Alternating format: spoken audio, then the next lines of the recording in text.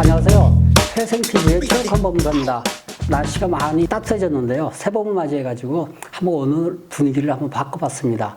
손님 한 분을 모셨는데요. 오랫동안 공무원으로 재직하시다가 퇴직한 후 법무사로서 지금 제2의 인생을 살고 계시는 우리 김충원 법무사님을 모셨습니다. 김충원 법무사님은 업계에서도 개인회생 파산으로 굉장히 유명하신 분이고, 그리고 강의도 여러 군데 나가시고 책도 이렇게 저술하시면서 정말 열심히 살고 계시는 분입니다. 안녕하십니까? 예, 안녕하세요. 반갑습니다. 지금 법무사님 퇴직하시고 법무사로 이렇게 활동을 하고 계시는데요. 법무사로 지금 활동하신 지는 얼마나 되셨나요? 예, 제가 2001년도에 퇴직을 하고 개업을 했으니까 지금 20년이 조금 넘었습니다. 굉장히 오래되셨네요. 근데 지금 현재는 이제 법무사고 그 전에는 이제 공무원으로 이렇게 하셨는데요. 오랜 시간 성실히 마치시고 또 퇴임을 하셨는데, 혹시 처음 공무원을 하시게 된 그 동기 뭐 이런 게 특별히 있으신가요? 동기는 특별히 없고요. 네. 예, 제가 이제 학교를 졸업하고 사회에서 어떤 일을 해서 살아갈까 고민하다가 하던 중에 네. 저희 외삼촌이 그때 당시에 문교부라고 아시죠? 요새 문교부에 근무하고 계셨었는데 저보고 공무원 시험 한번 보라고 이렇게 권하시길래 저도 그러면은 그게 좋은가 보다라고 생각을 하고 그냥 공부하게 된 게 공무원 생활을 하게 됐고요. 네. 시험은 합격했는데 합격하고 나서도 거기 가서 무엇을 하는지는 몰랐습니다. 검찰청에 오래 계셨었죠? 네. 네. 요즘은 이 공무원 되는 게 정말 이제 힘들고 경쟁률도 무척 높지 않습니까? 근데 이제 과거에 우리 법무사님이 공무원 시험 준비를 하시던 그때는 뭐 분위기가 좀 어땠습니까? 요즘하고 뭐 같았었나요? 요즘 공무원 하기가 참 힘들죠. 네.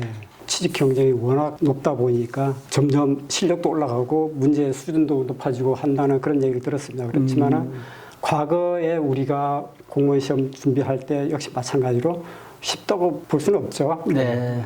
공무원을 퇴직하시고 이 법무사로서의 제2의 인생을 살아 계시는데요. 저도 물론 이제 법원에서 오랫동안 공무원 생활을 했습니다만은 공무원 생활할 때도 그렇고 이 법무사 일을 하면서도 그렇고 그동안에 정말 많은 일도 많이 겪었을 것 같이 생각이 되는데요. 네. 혹시 중간에 다른 직업으로 이직을 한번 생각해 보신 적은 혹시 없으신가요? 저는 공무원 때도 재미있었지만은 이 직업을 선택하고 나서 후회 본 적은 없고 또 네. 저의 적성하고도 맞기 때문에 다른 직업은 생각을 안 해봤습니다. 저도 이제 평상시 그런 질문을 많이 받고 대답도 많이 했습니다만은 저하고 꼭 이렇게 짜고 치는 그러한 느낌이 드네요. 예. 저도 이제까지 살아오면서 공무원 생활한 것에 대해서 뭐 후회 본 적이 없고 지금 법무사 일을 하면서도 사실은 뭐 다른 사람들은 힘들어하는 분들도 계시는데 뭐 나름대로 즐겁게 생각을 하면서 법무사 일을 하고 있거든요. 예, 뭐 좋은 일이죠. 동지를 만나서 정말 기쁩니다. 예, 반갑습니다. 그리고 이제 법무사님은 지금 법무사 일을 하시면서 정말 여러 가지 업무를 다 취급하지 않습니까? 민사라든지 가사, 형사 뭐 여러 가지를 다 하시는데 그 중에 지금 개인회생 파산을 전문으로 하고 계시면서 이 분야에 대해서 정말 우리 업계에서도 전문가로 이렇게 소문이 나 있는데요. 그런데 이제까지 법무사님이 처리한 그 다양한 개인회생 파산 사건 중에서 혹시 지금 이 자리에서 공개해도 좋을 만한 기억이 남는 사건이 혹시 있으신가요? 뭐 모든 사건들이 기억이 나지만은 그중에서 이제 특별히 이제 생각나는 의뢰인이 있었는데 제가 강의할 때도 아마 소개를 했던 적이 있는 사건입니다. 이 어떤 의뢰인이냐면은 방이동 먹자골목에서 식당을 운영하던 분이었는데 채무가 2억 7천 정도 되었고요. 많았네요. 그다음에 채권자도 금융채권자, 개인채권자, 또 거래처 등등 뭐 심지어 케이블 TV 회사까지 해서 채권자가 39명이 있었습니다. 그래서 사건 진행하는데 어려움이 참 많았던 것도 있지만은 또 이분 또 내용에서도 특이하기 때문에 제가 소개를 종종 드립니다. 어떤 내용이냐면은 강북구에 작은 빌라가 있었고 방이동에서 식당을 운영하고 있었는데 많은 채무로 고생을 하다가 저희 사무실로 이제 찾아와서 의뢰를 하게 되었습니다. 그런데 그 당시에 빌라에 강제 경매가 들어와 있는 상태였었고요. 그다음에 부동산 가압류 2건이 있었습니다. 경매가 진행이 되면은 이분은 아무것도 남는 게 없는 상황이었었고요. 그래서 그때 개인 회생을 신청하면서 강제경매에 대해서 중지명령을 신청하였고요. 개인 회생 절차에서 소득과 재산을 바탕으로 해서 변제계획안을 작성하였고요. 진행하는 어려운 과정에서도 변제계획 인가를 어렵게 받았습니다. 받고 나서 이제 변제를 하고 있는 중에 하루는 식당에 어떤 낯선 사람이 난입을 했어요. 그것도 망치를 들고.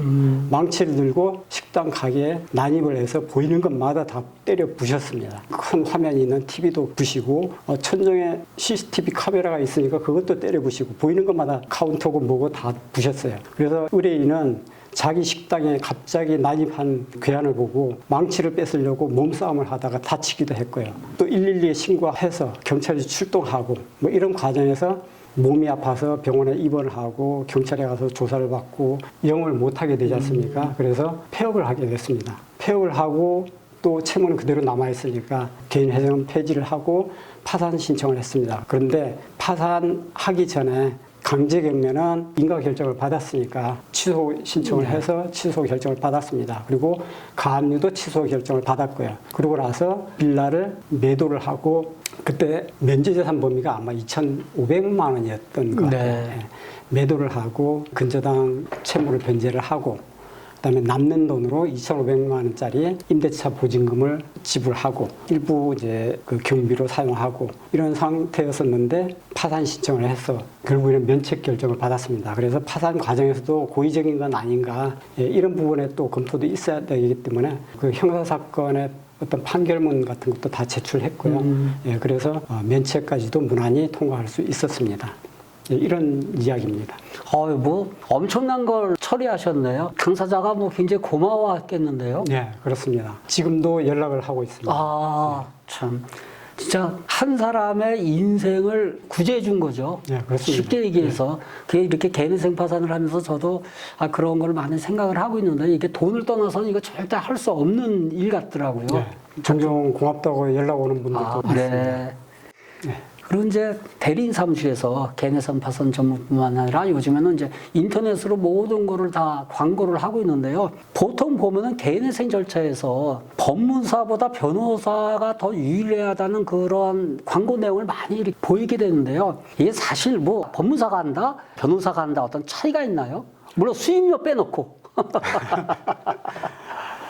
업무를 진행한 사람이 변호사이든 법무사이든 차이는 없다고 2020년도에 법이 통과돼서 법무사도 개인회생 파산 사건의 대리권이 생겼지 않습니까? 대리인이 됐다고 해서 법정에 나갈 수는 없겠지만은 법정에 나가는 거는 변호사도 역시 나가지 않는 상황이고요. 또 부동 대리인이 있다고 하더라도 채무자 본인이 나가서 신문을 받아야 하는 게 개인회생 파산 사건의 원칙이기 때문에 법무사가 하든 변호사가 하든 업무에서 차이는 없다고 봅니다. 그리고 사실 채권자 집회라든지 서울회생법원 같은 게 면담 절차라든지 이게 채무자 본인을 상대하지 사실 대리인 상대를 안 하고 있거든요. 네, 맞습니다. 대리인이 채무를 변제하는 건 아니죠. 네.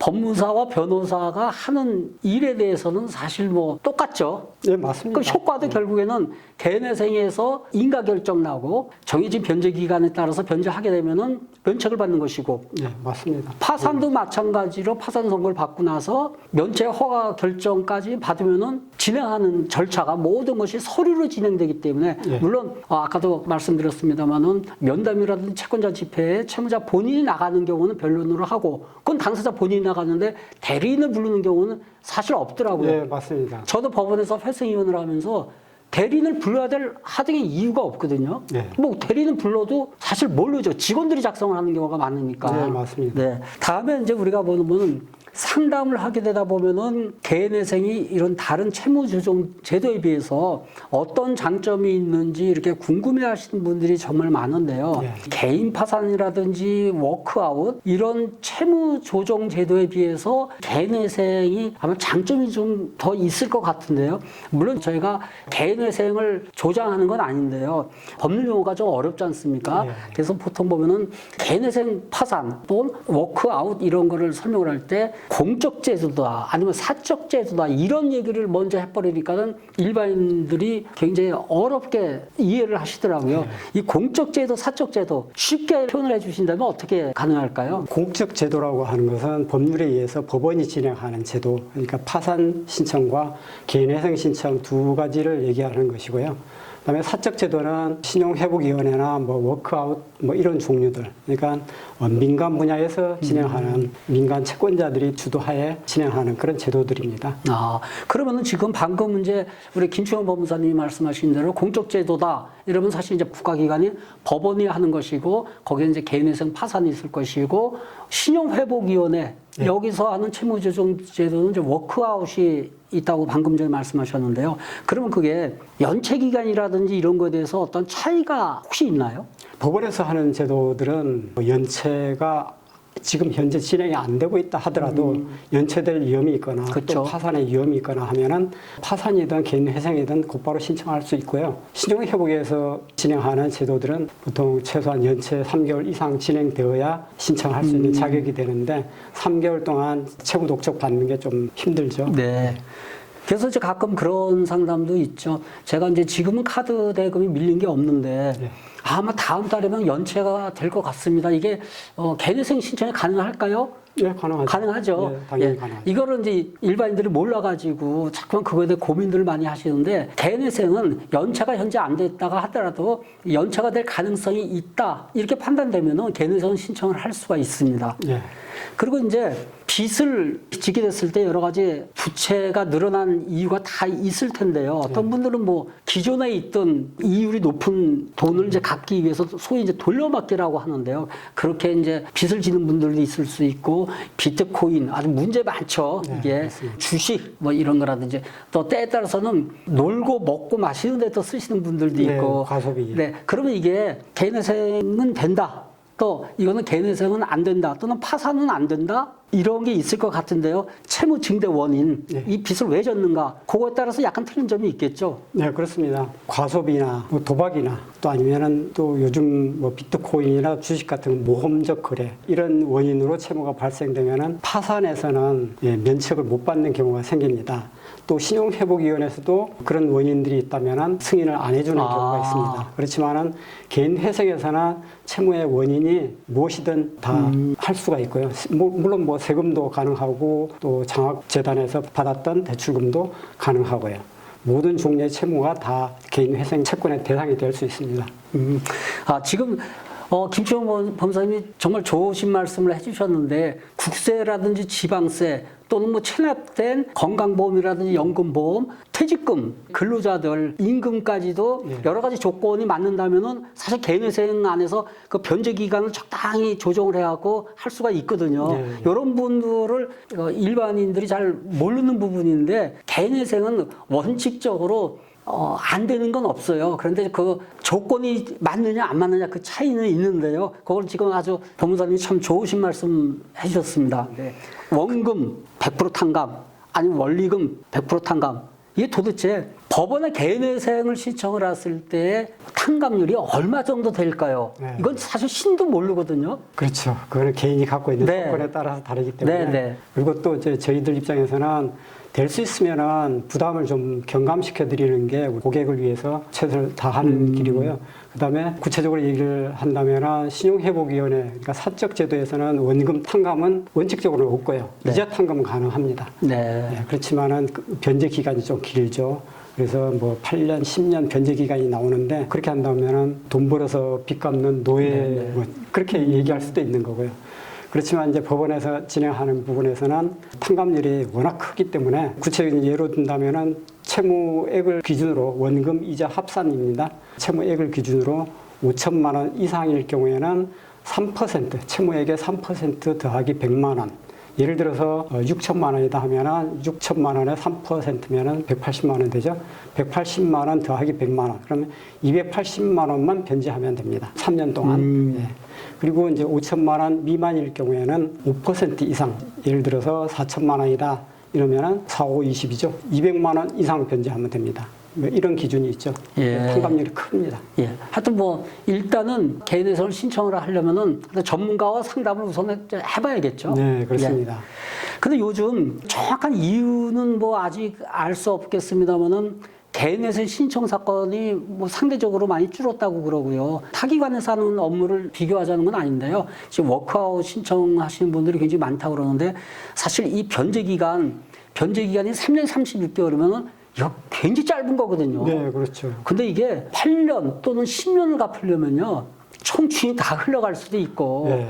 신용회복위원회 뭐 이런 워크하우스로 가야 될 경우도 있어요. 개인회생을 하는 것보다 재산이 많다든지 네. 청산가치가 높아지지 않습니까? 그렇죠. 이게 소득이 많게 되면은 개인회생에서는 정해진 생계비라든지 뭐 여러 가지 좀 제한되는 게 많아가지고 그런 분들은 처음부터 그냥 신용회복위원회로 가시는 게 좋을 수도 있지만은 개인회생이냐 신용회복위원회 이 둘 중에 어떤 게 더 유리한 건가는 사실 이건 상담을 해갖고 예. 정해야지 일반인들이 잘 모르는데 처음부터 이렇게 뭐가 좋다 나쁘다 참 이게 얘기하기가 쉽지는 않죠. 네, 맞습니다. 저희도 상담하면서 청산가치도 네. 문제고 또 변제 금액도 문제고 이런 경우에 신용회복위원회로 안내를 해주는 경우도 많이 있습니다. 네네. 그러면 이게 개인회생에 있어가지고 변제 기간, 종전에도 이제 얘기를 했지만은 8년, 10년 굉장히 긴데 개인회생은 주로 이 변제 기간을 어떻게 정하고 있나요?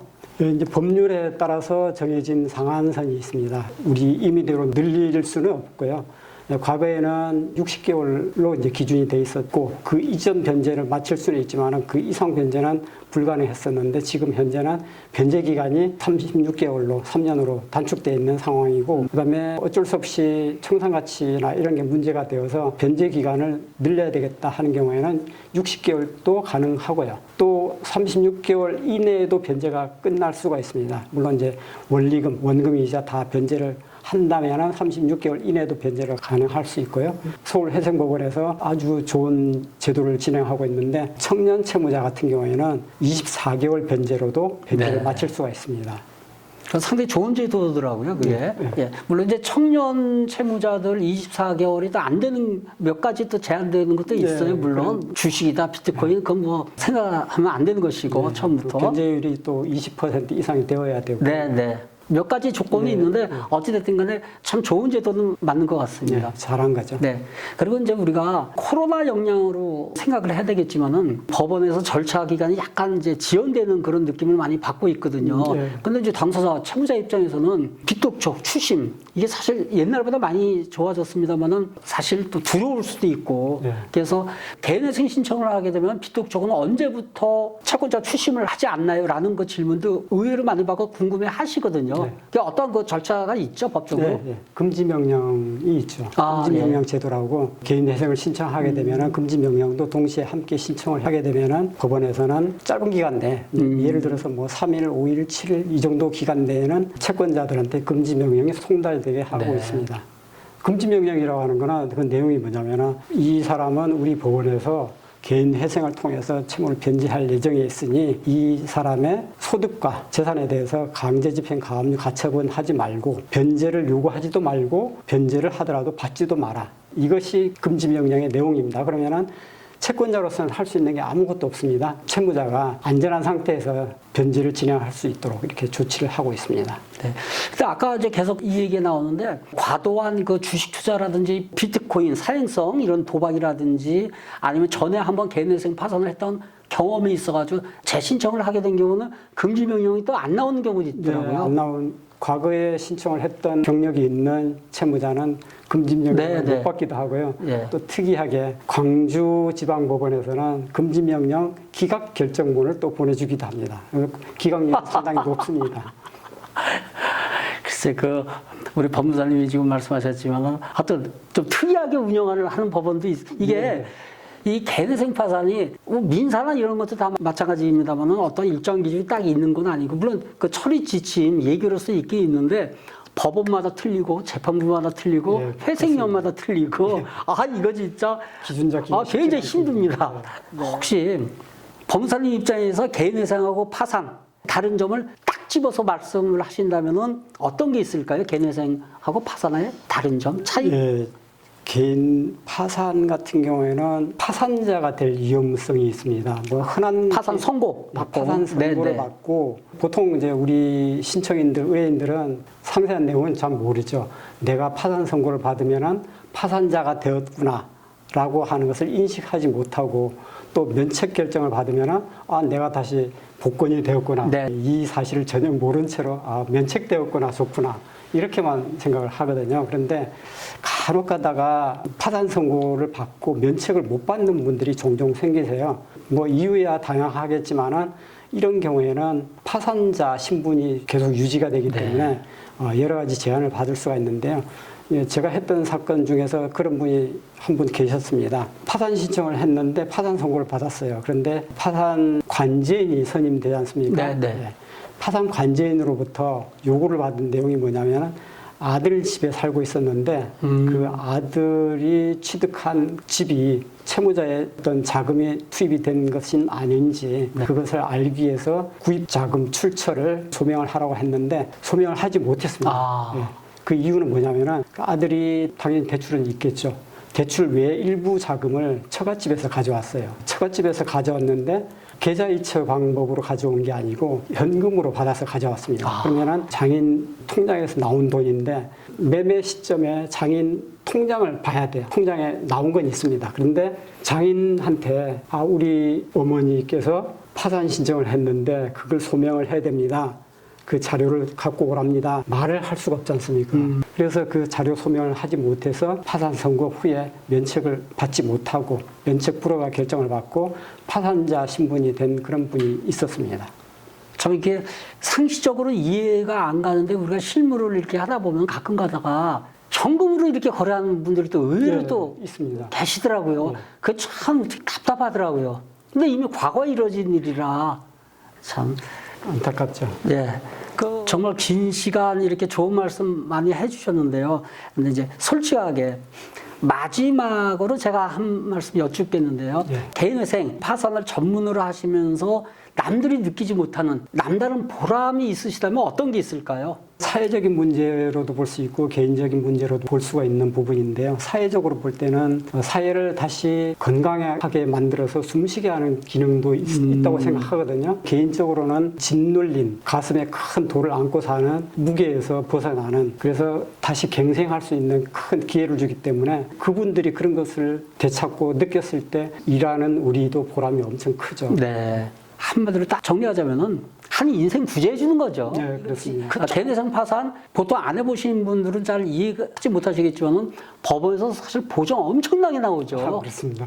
그 날밤 새워가면서 일을 하는 거거든요. 그래서 토요일도 일요일도 쉬지 못하는 일입니다. 아, 참 그런 보람이 있으니까 또 일을 할 수 있는 것 같습니다. 네. 김충환 법무사님을 모시고 좋은 이야기 나눴는데요. 국민 누구나 이렇게 열심히 일했을 때 보람이 있고 미래에 대한 희망이 있는 나라가 되길 소망해 보고요. 오늘 귀한 시간 내주신 김충환 법무사님 정말 감사합니다. 예, 고맙습니다. 감사합니다. 나중에 또 나와 주실 거죠? 예. 예. 감사합니다. 다음번에도 더 좋은 컨텐츠로 찾아뵐 테니까요. 오늘 제 영상이 좋으셨다면 좋아요, 구독 눌러주시고 많은 응원의 댓글 부탁드리겠습니다. 여러분 안녕히 계세요. 손 흔들어 주세요.